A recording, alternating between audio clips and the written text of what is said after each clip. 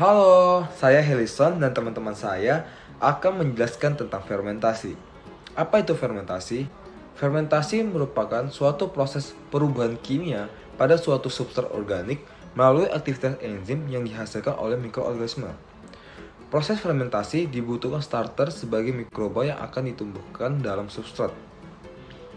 Apa itu starter? Starter merupakan populasi mikroba dalam jumlah dan kondisi fisiologi yang siap diinokulasikan pada media fermentasi. Fermentasi dapat dilakukan dengan dua cara, yaitu fermentasi spontan dan fermentasi tidak spontan. Fermentasi spontan adalah fermentasi yang tidak ditambahkan mikroorganisme dalam bentuk starter atau ragi dalam proses pembuatannya. Sedangkan fermentasi tidak spontan adalah fermentasi yang ditambahkan starter atau ragi dalam proses pembuatannya. Kemudian, apa sih faktor-faktor yang mempengaruhi proses fermentasi? Yang pertama adalah suhu. Fermentasi dilakukan pada suhu ruang dengan waktu fermentasi yang semakin lama akan menghasilkan kadar TAT yang semakin tinggi. Yang kedua adalah pH awal fermentasi dimulai pada pH asam. Yang ketiga adalah inokulasi dengan bakteri asam laktat dan kamir. Yang keempat, substrat yang digunakan untuk fermentasi dapat menggunakan sukrosa, laktosa, glukosa, dan fruktosa. Namun juga dapat menggunakan pati dan tepung tapioka. Substrat terbaik apa sih? Substrat terbaik untuk fermentasi adalah sukrosa. Yang terakhir adalah kandungan nutrisi pada media fermentasi.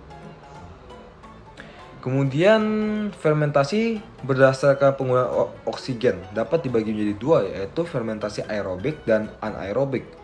Fermentasi aerobik adalah fermentasi yang memerlukan oksigen, sedangkan fermentasi anaerobik merupakan fermentasi yang tidak memerlukan oksigen.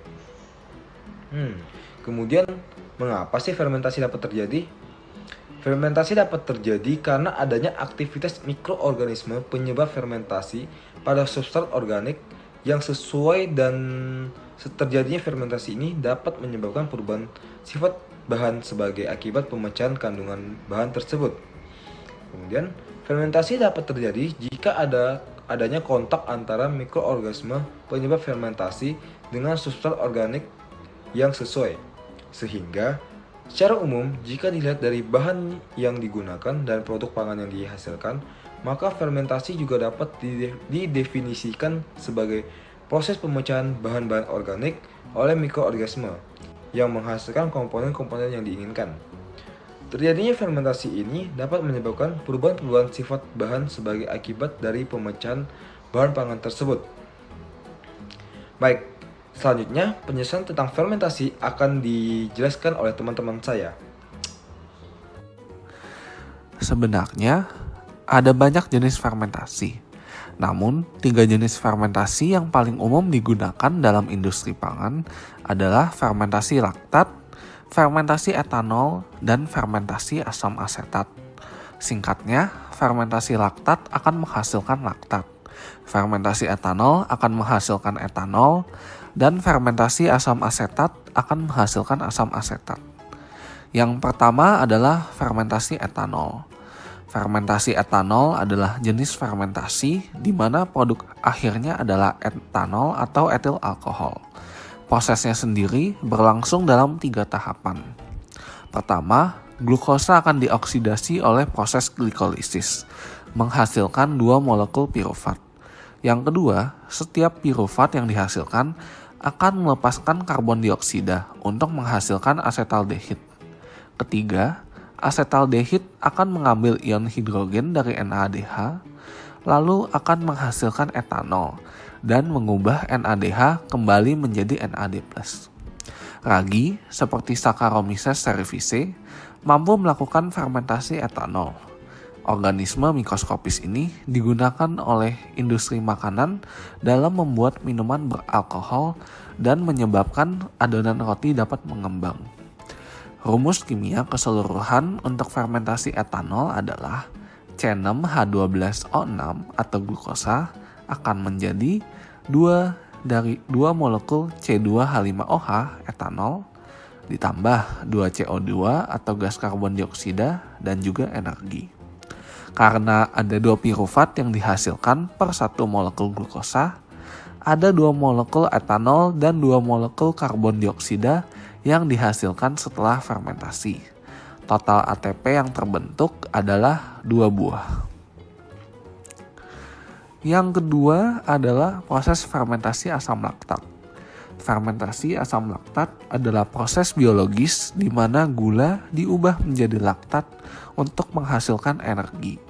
Nah, fermentasi asam laktat ini terjadi di dalam sitosol sel. Ada 2 bentuk fermentasi asam laktat.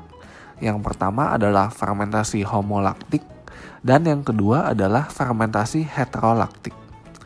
Yang membedakan kedua jenis fermentasi ini adalah produk akhirnya. Fermentasi homolaktik akan menghasilkan laktat saja sebagai produknya.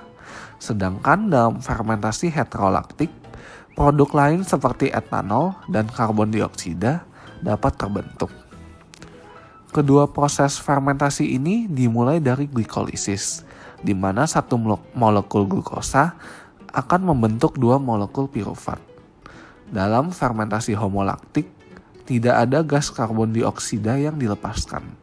Setelah itu, piruvat akan direduksi langsung oleh NADH, menghasilkan laktat serta terjadinya juga regenerasi dari NAD. Fermentasi asam laktat adalah jenis fermentasi yang digunakan dalam pembuatan keju, yogurt, aseton, dan metil alkohol atau metanol. Nah, rumus kimia umum untuk fermentasi asam laktat homolaktik adalah sebagai berikut. C6H12O6 atau glukosa akan diubah menjadi 2 molekul CH3CHO HCOO- atau laktat dan juga akan terbentuk energi.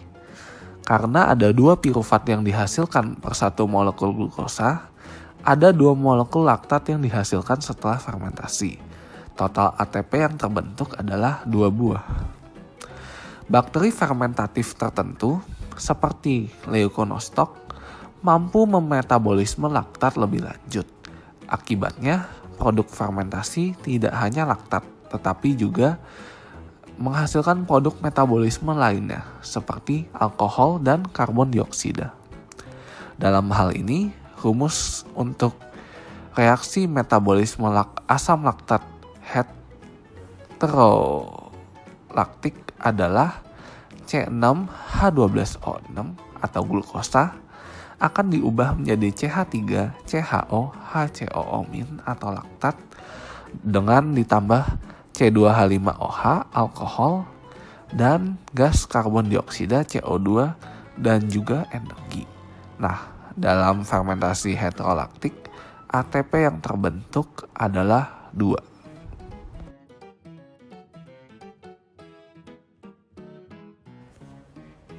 Sekarang kita akan melihat percobaan fermentasi alkohol. Bahan dan alat yang diperlukan adalah gula, lagi atau fermipan, aquades, Erlenmeyer, dan balon. Pertama-tama, kita harus menyiapkan bahan dan alatnya.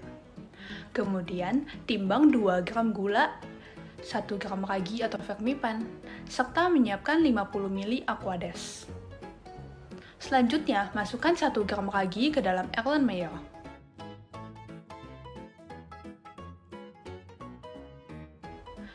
Lalu, masukkan 2 gram gula ke dalam Erlenmeyer yang sudah berisi ragi.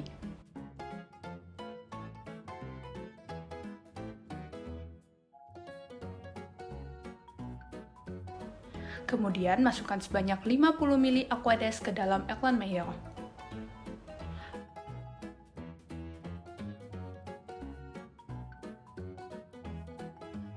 Lalu, aduk hingga semua bahan tercampur rata.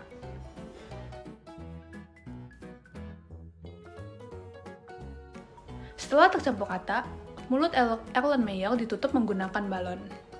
Selanjutnya, Erlenmeyer tersebut diinkubasi pada suhu ruang selama 2 jam. Setelah 2 jam, balon tersebut mengembang. Hal tersebut membuktikan bahwa proses fermentasi terjadi. Percobaan ini menggunakan prinsip fermentasi alkohol. Fermentasi alkohol yaitu perubahan senyawa glukosa yang ada pada gula menjadi senyawa etanol dan karbon dioksida dengan bantuan ragi. Gula memegang peran penting dalam terjadinya proses fermentasi. Hasil dari fermentasi tersebut yaitu etanol dan karbon dioksida. Adanya gas karbon dioksida tersebut yang mengakibatkan balon tersebut mengembang. Sekian percobaan dari fermentasi alkohol. Hai teman-teman semua, balik lagi nih sama aku, Brenda. Di video kali ini kita bakal belajar tentang fermentasi. Jadi biar kalian bisa makin ngerti tentang fermentasi pada produk pangan, tonton videonya sampai habis ya. Oke, kita langsung lanjut aja ke videonya. Sebelumnya aku mau nanya dulu nih, kalian tahu gak sih ini makanan apa? Aku yakin banyak dari kalian yang udah gak asing sama makanan ini, apalagi yang suka nonton opa-opa ganteng. Yes, benar banget, makanan ini tuh makanan wajib yang pasti disukain oleh masyarakat di negara ini nih. Bener banget, jawabannya adalah kimchi. Jadi, seperti yang kalian tahu, kimchi terbuat dari napa cabbage atau becu. Tapi, kok bisa jadi kimchi ya? Jadi, ternyata kimchi adalah produk fermentasi. Aku yakin banyak dari kalian yang sebenarnya udah tahu nih. Tapi, gimana sih proses sampai bisa terfermentasi dan jadi produk akhir kimchi yang bisa dikonsumsi? Sejak beribu-ribu tahun lamanya, masyarakat telah menggunakan fermentasi untuk membuat makanan-makanan yang enak seperti roti, keju, dan juga kimchi. Tapi, fermentasi itu apa sih?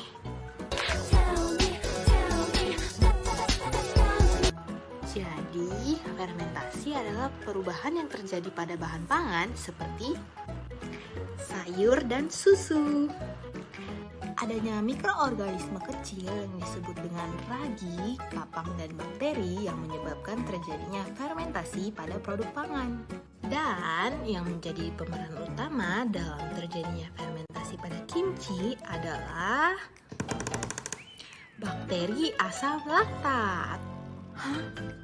Bakteri? Emangnya baik buat tubuh, bukannya berbahaya ya? Jadi, yang digunakan dalam fermentasi itu bukan bakteri buruk guys, tapi bakteri baik. Saat proses pembuatan kimchi, pertama-tama napa cabbage akan direndam dalam air garam. Lalu, berbagai bahan tambahan akan dimasukkan ke dalam kimchi sebagai penambah rasa. Setelah itu, langkah terakhir adalah memasukkan kimchi ke dalam wadah kedap udara. Saat masa penyimpanan, disitulah bakterinya bekerja. Bakteri akan memakan gula dan karbohidrat dalam napa cabbage dan mengubahnya menjadi bakteri asam laktat. Asam laktat yang nantinya akan memberi rasa lezat asam yang tajam pada kimchi. Dan ini yang membuat kimchi dapat bertahan lama untuk berminggu-minggu, berbulan-bulan, dan bahkan hingga beberapa tahun lamanya. Dengan mengonsumsi makanan hasil fermentasi seperti kimchi, nantinya akan membantu kita menjadi kuat. Kimchi dapat membantu mempertahankan sistem imun. Selain itu, kimchi juga dapat menambah probiotik dalam tubuh. Probiotik sendiri berfungsi dalam membantu mencerna serta menyerap makanan lebih baik. Itu aja buat video hari ini ya guys. Semoga video ini bermanfaat buat kalian. See you on the next video.